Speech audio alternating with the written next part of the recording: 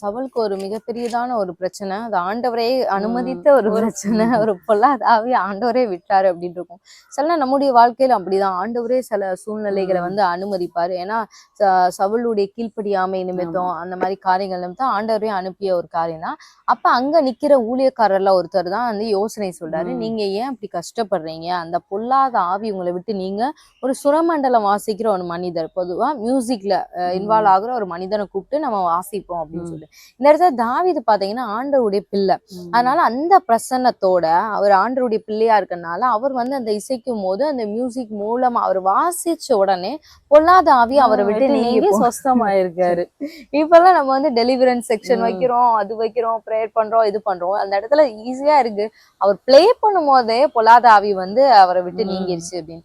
இந்த இடத்துல மூலமா நம்ம தெரிஞ்சுக்கிறோம் ஆண்டவருடைய பிரசன்னத்தை நம்ம வாழ்க்கையில சொன்னா நம்ம பயங்கர டென்ஷனா இருப்போம், ரொம்ப ப்ரெஷரா இருப்போம், ஒரு மாதிரி. அதாவது ஆண்டவருக்கும் நமக்கும் ரொம்ப டிஸ்டன்ஸா இருக்க மாதிரி நம்ம ஃபீல் பண்றோம். அந்த மாதிரி நேரத்துல எல்லாம் மியூசிக் வந்து ஒரு பெரிய ரோல் வந்து பிளே பண்ணுது.